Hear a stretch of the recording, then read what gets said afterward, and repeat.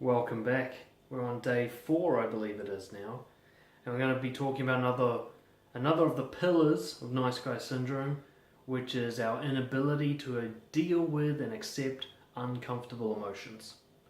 You know, a lot of the stuff we've already talked about on the course up to date, I should say, has the underlying principle of us being uncomfortable with certain emotions. When it comes to confrontation, we're uncomfortable with anger and frustration and stress and outbursts.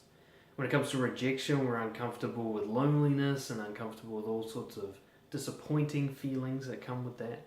So today we're going to talk directly about those feelings that we're uncomfortable with and what you can do about them.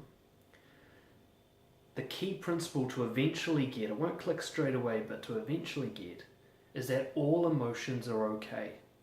There's nothing wrong with any of them. Doesn't matter what emotion you're talking about, there's nothing wrong with it.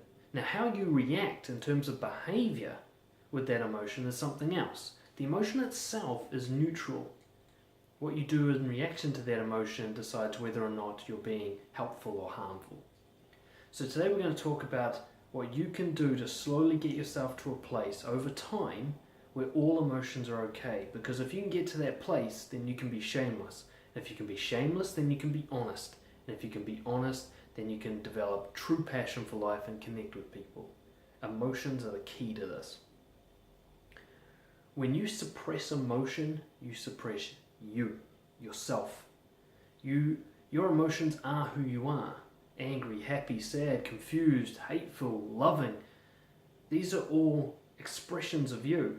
And when you push them down and you hide them and you pretend to be something else, you destroy what you actually are. One of the common problems with nice guy syndrome is after a few years of it, the guy doesn't even know who he is anymore. I remember that experience. I remember waking up one day looking in the mirror and just going, who the fuck are you? What do I even want in life? What do I stand for? How do I feel about anything? I couldn't even accurately tell you what I liked and disliked.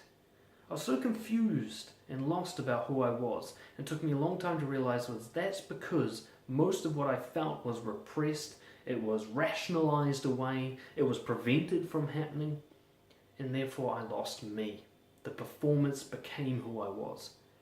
And we're going to get you back in touch with your emotions, as cheesy and spiritual as that sounds, so that you can rediscover who you are. That's basically what we're doing here.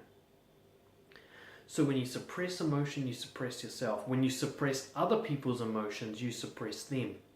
When you don't let someone feel what they're feeling, when you try to fix it and cure it and save them from it, you're killing who they are, and you've got no right to do that.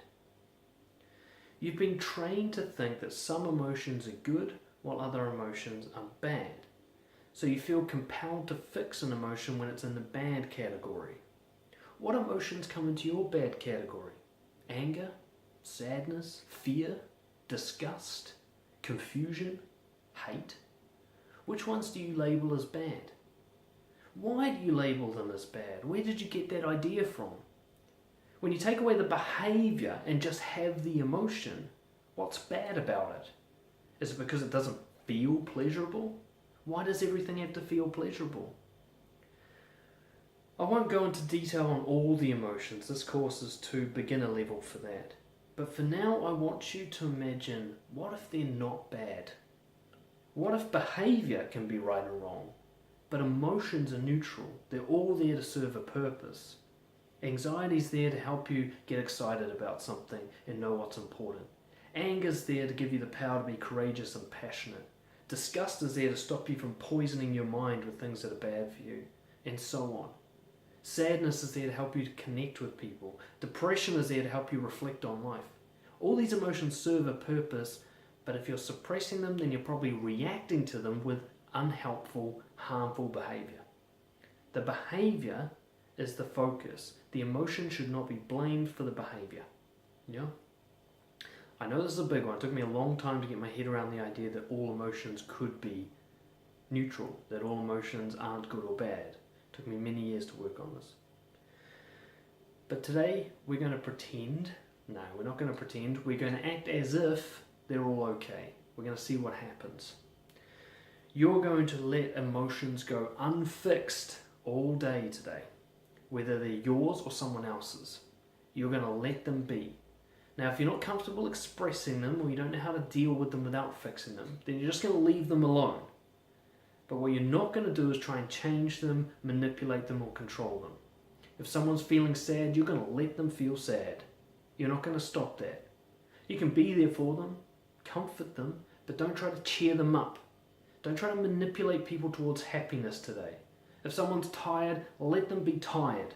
If someone's confused, let them be confused. If you're confused, stay confused until you're not.